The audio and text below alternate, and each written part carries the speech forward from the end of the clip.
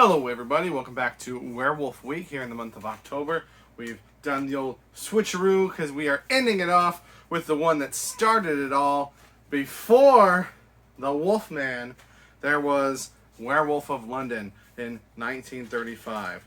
This is of the Universal monster films that still have a cultural impact today. This is the only one where the original did not perform well and they restarted it, and then the Wolfman, which is now better known, that got all the sequels, and that's the one that people usually think of. And boy, I can see why this one didn't do well. Let's get into my notes.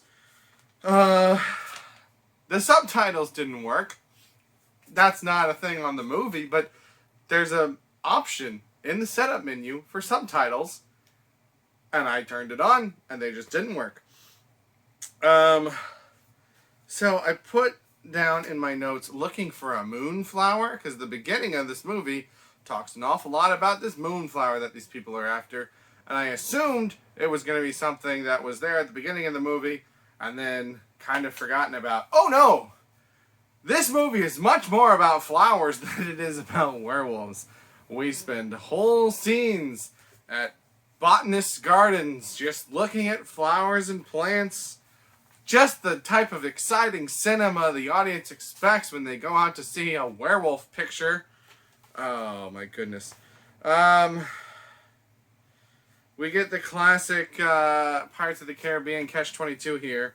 They're looking for this flower that's only found in this one valley in Tibet, but no one's ever been known to return from the valley. It's very dangerous. So then how do people know about the flower? Then we get these two guys as they're traveling through this valley.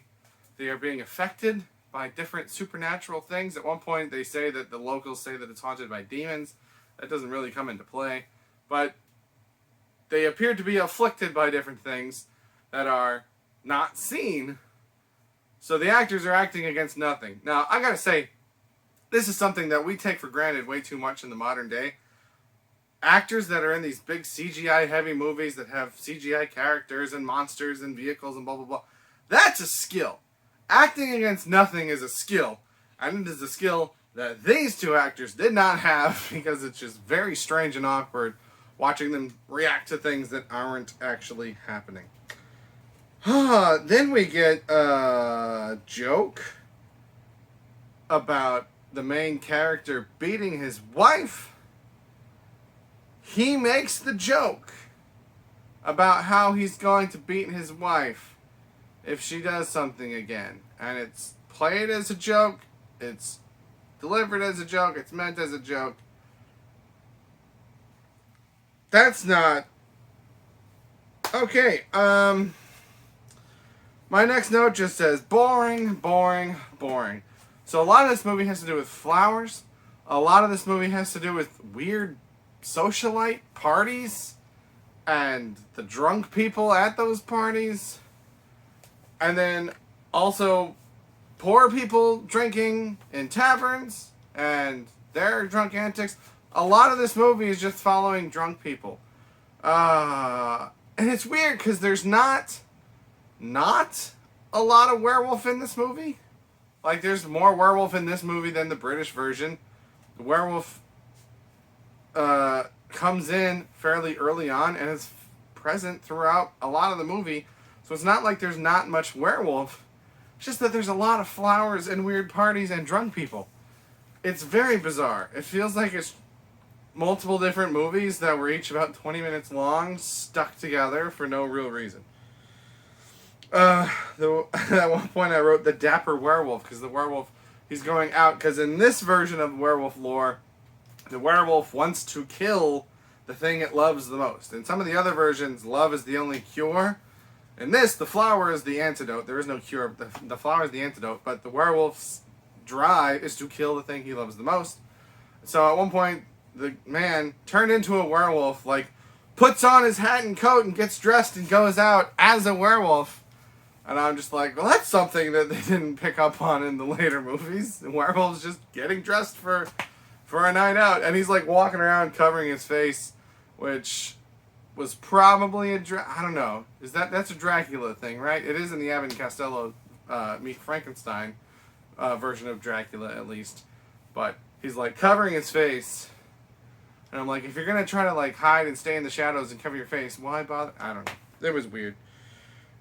It's the 30s, I guess. I don't know. Everyone wears a hat, even werewolves. The werewolf makeup, it looks pretty decent for how old it is.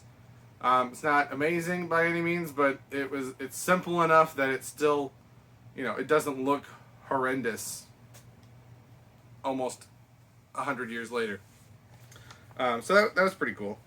So at one point he climbs up through the window into this party where drunk people are drinking. And he's after his wife. His wife is at this party. He goes into a room that I think her aunt is like passed out in. And she wakes up and freaks out, and like the camera moves and it shows these shadows and it shows him as if he's going to attack her. And then when we cut down to the people downstairs, they hear screaming, they run upstairs, and he's left. And she's by the window. She was on the bed before. She's by the window. She's fine. She's not scratched. She's not attacked. She's not bitten. And he just left. And I don't know why he left. He was there for someone that was there. He doesn't go downstairs to get her. He doesn't go back out the window and then come back in on the main floor. He just leaves. I don't understand it.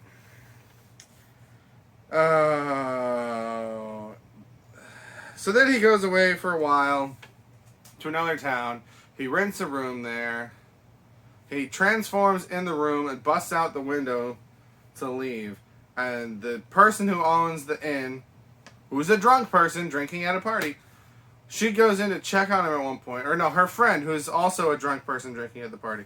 She comes in to check on what's going on because there's weird noises. And she just opens the door, and we don't see what she sees, but she just screams. And I'm like, all that would be there is a broken window. He's gone. What are you screaming at? And it's just, I've talked about this before, but it's just a weird thing in movies where people just scream their lungs out in situations where no normal person would do that. Then I wrote down cheating. Yay! This was more of a thing in the Frankenstein films. I can't remember. I've taken a break from the werewolf movies for a while, so I did the first 5, and then these last 2 I'm kind of tacking on a bit later. So I can't remember if that's been a big thing in the werewolf movies or not. I want to say maybe. But there's a couple scenes where there are women that look like his wife that he attacks and kills as he's making his way towards her. And one of them, she's just a random woman walking on the street, and then the second one, she's this woman who might be drunk, I don't know. And she just wanders into the zoo for no reason after hours and just starts coming on to this security guard. And she's like, "Come here and give me a kiss, boy." And he's like, "Oh," and he kisses her, and then he's like, "I don't know what to do. I got a wife and kids." And she's like, "Forget about them. You're gonna run away with me." And it's just a weird scene to set up this character that he kills. But it's like, do they know each other? It seems like they don't know each other. It's so weird. I don't get it.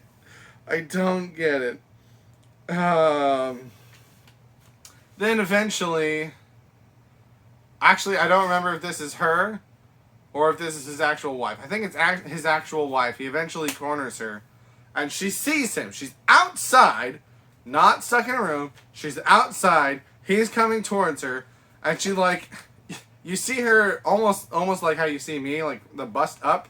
So you don't see her feet, but you can almost see her plant her feet, inhale, and scream. And it's she just stands perfectly still and screams while just looking at the thing coming at her. Doesn't run away, doesn't startle back, just stands perfectly planted in place and screams. The more I notice this, the more it bothers me. People that just scream their heads off instead of reacting how a normal person would react. Oh, my next note says world's worst walking stick. Because at one point there's a fight between the 2 werewolves who are both fighting over the blossoms of this flower. That's the antidote. And they get into a fight, and this one guy, he's got this walking stick that he's been using the whole movie, and he hits the guy once, and it, like, falls apart, and I think it's probably just a prop stick that they didn't bother to try and do anything with. But, like, it doesn't, like, snap or crack. Like, it's not as if the scene was written such that he hits him so hard that it busts the stick. He just, like, knocks it into him, and it falls apart, and the actor just kind of drops it, and they just kind of move on. Very, you know, just watching it, it's just like, wow, this was movies. This is what movies were. And then my last note says plane. So he eventually gets shot by the police, and he's like, thank you for shooting me. That's the only way this could have ended. I'm sorry, wife, that I couldn't treat you better. Goodbye, everyone. And then he dies, and the cop's like, I'm gonna lie about the police report, because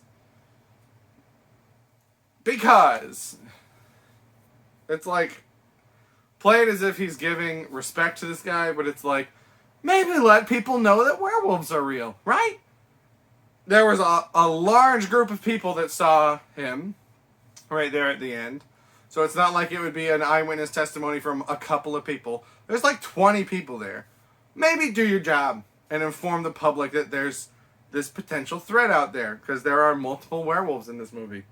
But no, he's just like, I'll just lie and say I shot him by accident. That's going to look great on your record, buddy. Anyway, then it just cuts to a plane flying in the sky. There's no dialogue there. There's not anything mentioned about any of the characters being a pilot. One of the so this mostly takes place in London, with the beginning taking place in Tibet. There's one of the characters who says he's from California, and he's like trying to get with this guy's wife the whole time, and we find out at some point that he's proposed to her before, and she said no, and blah, blah, blah. So maybe it's supposed to be like her flying to America with him, but they don't set that up. It's just, and it's weird because the Universal logo at the beginning and the end of this film, when that word comes around the globe, there's a little plane flying with it. And I assumed at the beginning that was just something that they were doing in that era because of some famous movie that they had with a plane in it, like something like a King Kong, right, where planes are a big. But then the plane is the last shot of the movie, and then the logo comes back at the end, and there's the plane again, and I was like, is that why the plane's there? Because that plane is not significant to the plot of the movie. Very confusing ending. This movie was boring. It was too much about flowers and parties and drunk people. The werewolf stuff was good. If you made like a 20, 30-minute cut of that, I think that would be. I mean, this movie was only an hour 15. So yeah, I feel like maybe 25 minutes of actual werewolf stuff is pretty decent in this. And I watched a lot of it on 1.5 speed. And then when werewolf stuff happened, I turned it back down to regular speed, because I wanted to see that stuff. That was pretty interesting. The rest of it, not so. Very boring. So, those are my thoughts on 1935's Werewolf of London. Let me know if you have any thoughts, but that's all that I've got. That's going to do it for Werewolf Week. If you haven't seen the other werewolf videos, check those out. I should say werewolf film videos. But that's all that I've got. Let me know what you think. That's all from me. Thank you very much for watching. Have a good day. Hey everybody, Sam Tom here. Just wanted to let you know that I have 2 channels. If you're watching my music content, I also have a movie channel where I talk about movies and TV shows. If you're watching my movie content, I have a music channel where I do song covers, instrument demos, things like that. So feel free to check that out. Obviously, like, share, subscribe, comment, all that YouTube stuff. Thank you very much for watching, and have a good day.